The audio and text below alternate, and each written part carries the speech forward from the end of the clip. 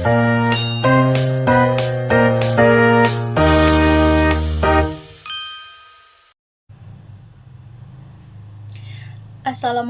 warahmatullahi wabarakatuh.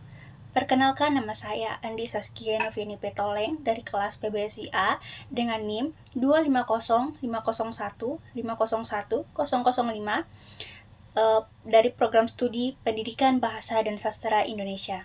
Nah, pada video kali ini saya akan menjelaskan secara rinci 5 unsur supramental dalam bahasa Indonesia, yaitu ada nada, tekanan, durasi, jeda, dan intonasi, lengkap dengan fungsi dan contoh, serta demonstrasinya.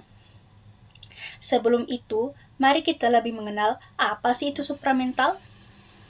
Supramental adalah sifat bunyi yang tidak melekat pada satu fonem, tetapi hadir pada satuan yang lebih besar, seperti pada suku kata, hingga satu kalimat.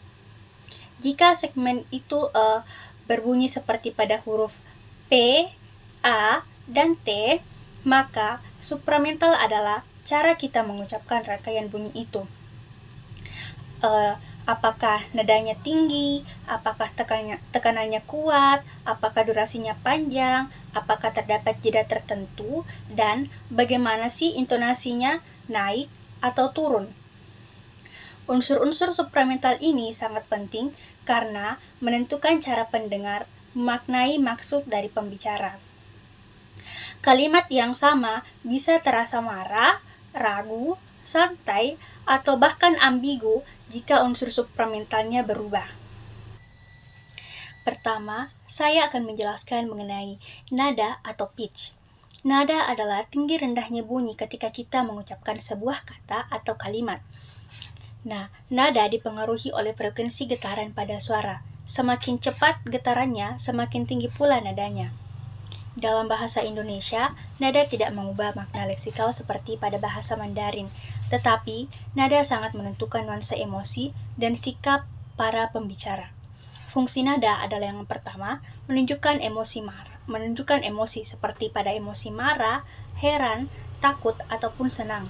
Yang kedua, menunjukkan maksud, seperti pada bertanya, meyakinkan, ataupun menegur. Fungsi yang ketiga adalah menandai penekanan informasi, dan fungsi yang terakhir, membantu perbedaan antara ujaran datar maupun ujaran ekspresif.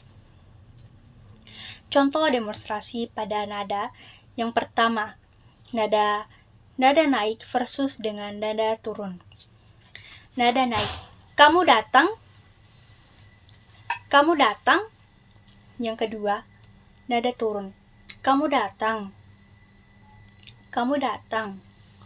Contoh yang kedua, nada datar versus dengan nada naik.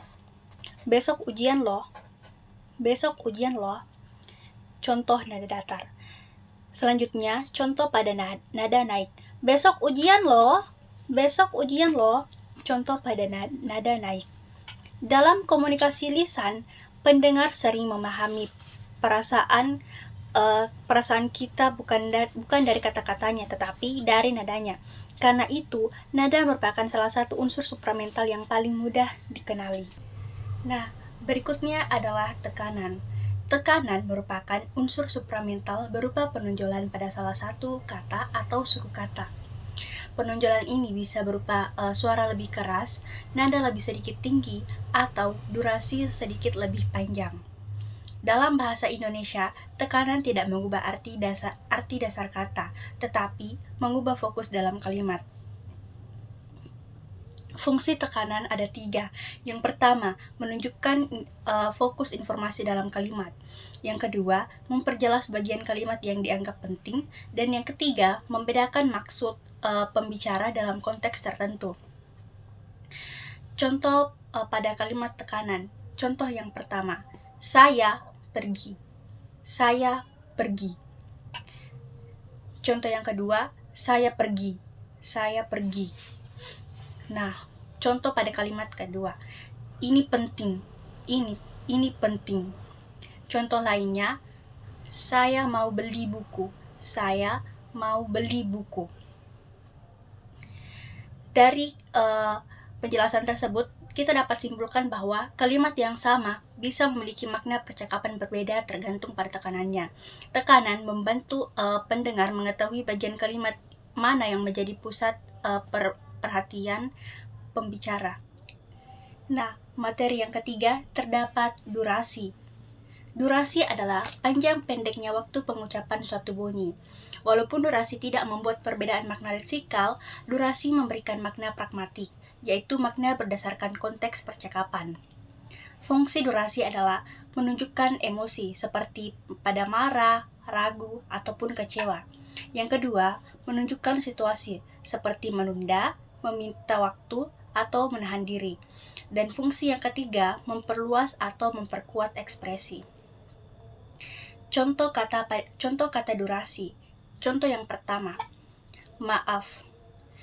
Nadanya terlihat atau terdengar normal.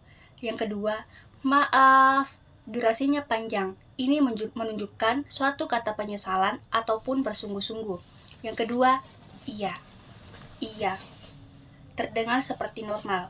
Yang kedua, iya. Iya. Tandanya ragu atau tidak yakin.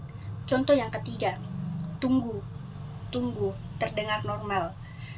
Dan terakhir, tunggu, katanya terlihat seperti meminta penundaan. Nah, selanjutnya kita melangkah ke materi berikutnya, yaitu jeda. Jeda adalah hentian sementara ketika kita berbicara. Jeda berfungsi menandai batas frasa, menerjemahkan struktur kalimat, dan mencegah ambiguitas. Jeda terdapat dua simbol, yaitu simbol untuk jeda lemah dan simbol untuk jeda kuat.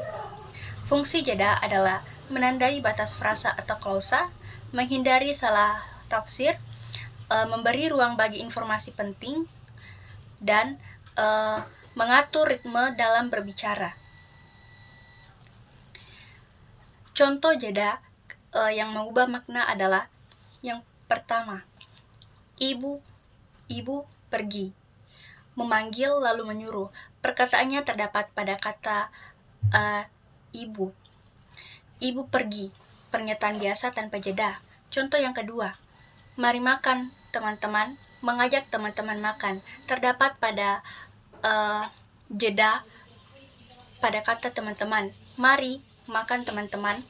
Terdengar seolah teman yang dimakan. Berbanding terbalik dengan contoh sebelumnya, pada kata ini simbol jedanya terdapat pada kata mari. Contoh yang ketiga, saya ingin belajar fonologi. Saya ingin belajar fonologi. Maknanya berubah karena fokus jedanya berubah. Unsur supramental terakhir adalah intonasi.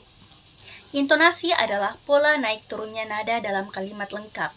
Intonasi sangat menentukan apakah sebuah kalimat merupakan kalimat berita, perintah, ataupun pertanyaan. Nah, dalam materi ini terdapat dua simbol, yaitu simbol naik dan simbol turun. Berikut beberapa contoh kalimat yang paling umum dalam intonasi. Kalimat pertama, kalimat berita. Nadanya menggunakan nada turun. Saya sudah mengumpulkan tugas. Yang kedua, kalimat tanya, menggunakan nada turun. Siapa yang datang? Kalimat tanya ini berakhir turun, bukan naik. Yang ketiga, kalimat tanya, ya atau tidak, menggunakan intonasi yang naik. Kamu sudah selesai. Nah, dalam materi ini kita dapat menyimpulkan bahwa intonasi memengaruhi makna kalimat dalam membantu pendengar membedakan jenis-jenis tuturan. Nah, dari pembahasan tadi, kita dapat simpulkan bahwa 5 unsur supramental adalah nada, tekanan, durasi, jeda, dan intonasi. Nah, kelima unsur ini memiliki peran penting dalam berkomunikasi lisan. Perubahan pada unsur-unsur ini tidak mengubah makna leksikal, tetapi sangat menentukan bagaimana pendengar menangkap maksud, emosi, dan struktur dalam kalimat.